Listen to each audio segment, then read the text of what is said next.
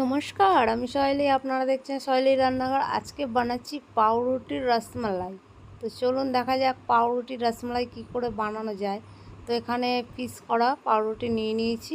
তো এটা একটু কেটে নেবো। আর নিয়ে নিয়েছি এখানে চিনি, আপনার দুধ আর কাজু, পেস্তা বাদাম, আর নিয়ে নিলাম একটু কাস্টার্ড পাউডার।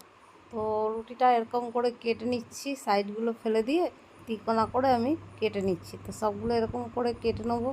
এই পাউরুটির রসমালাই মজাদার হয় খেতে, একদম অপূর্ব। বাড়িতে একবার আমি যেইভাবে বানাচ্ছি একবার ট্রাই করবেন, দেখবেন দোকান থেকে আর মিষ্টি খেতে হবে না। তো বাড়িতেই খেতে পারবেন, এত সুন্দর টেস্টি হয়। অল্প খরচায় ঘরে অনেক হয়ে যাবে। তো দেখুন সবগুলো এরকম করে কেটে নিয়ে নিয়েছি। তো বাকিগুলো থাক, ব্রেড কাম বানানো যাবে ওইগুলো থেকে। সাইডগুলো আর ফেলবো না, ওটা রেখে দেবো। তো সবগুলোই কেটে নিচ্ছি। চলুন, আমার এক প্লেট হয়ে গেছে। এবার গ্যাসটা ধরিয়ে নিই, দিয়ে এবার ঘি দিয়ে দেবো। আপনারা চাইলে সাদা তেলও দিয়ে ভাজতে পারেন। তো আমি ভুল করে ঘিটা না ফ্রিজে ঢুকিয়ে রেখেছিলাম, তাহলে এবার ফুটতে শুরু করে দিয়েছে, যেহেতু জল টেনে নিয়েছে। তো ভালো করে ঘি গরম হয়ে গেছে।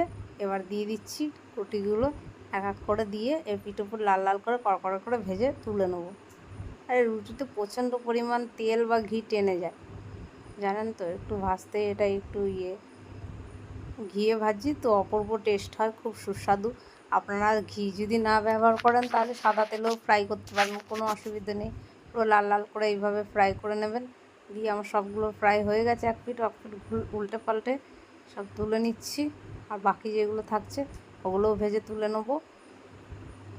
তো বাকিগুলো আর দেখালাম না, ওটা ভেজে তুলে নিয়েছি। এবার ওই প্যানেই দিয়ে দিলাম ওই আপনার 500 মতো দুধ, দিয়ে কাস্টার্ড পাউডার এখানে গুলে রাখছি। দুধটা যখন ফুটে আসবে তখন একটু মিশিয়ে নেবো। আপনারা চাইলে নাও দিতে পারেন কাস্টার্ড পাউডার, মানে দুধটা জ্বালিয়ে যদি একটু ঘন করে নিতে পারেন। বা কাস্টার্ড পাউডারটা দিলে না আর সেন্ট ফ্লেভার হেভি সুন্দর হয়, আর একটু দুধটা গাঢ় হয়ে যায়। তো তো দিয়ে দিচ্ছি এই মুহূর্তে একটা এলাচ দিয়ে দেবো, আর দিয়ে দেবো চিনি স্বাদ মতো।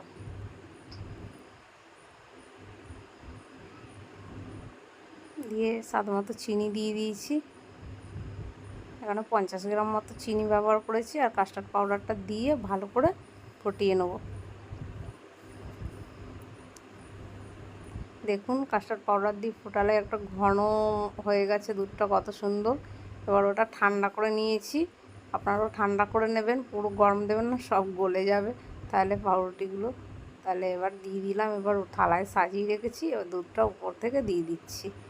10 মিনিট পরে খাবেন, পুরো একদম দুধটা সব ওর মধ্যে টেনে যাবে, পুরো মালাই মতো লাগবে, হেভি লাগে খেতে, হেভি টেস্ট হয়। তো অবশ্যই বাড়িতে ট্রাই করবেন আর কমেন্ট করে বলবেন আজকের আমার এই পাউরুটির মালাই কেমন লাগলো। তো এবার দিয়ে দিচ্ছি ড্রাই ফ্রুটটা, পেস্তা বাদাম, কাজু বাদাম আমি আগে থেকে কেটে রেখেছিলাম, উপর থেকে দিয়ে দিলাম। দিয়ে এবার সার্ভ করুন, গরম গরম হেভি লাগবে খেতে। ঠান্ডা করে খেলে বেশি টেস্ট লাগে। তো চলুন এক পিস খেয়ে আপনাদের বলছি কেমন লাগছে। প্লেটে তো স্লিপ করে পালিয়ে যাচ্ছে, খাবো কি। তো খেয়ে তো এত সুন্দর টেস্টি, মনে হয় আমি এর আগে কোনো দিন খাইনি, এত টেস্টি হয়েছে, খুব ভালো হয়েছে খেতে। তো অবশ্যই একটা লাইক করে দেবেন। আজকের মতো টাটা, আসছি পরের দিন।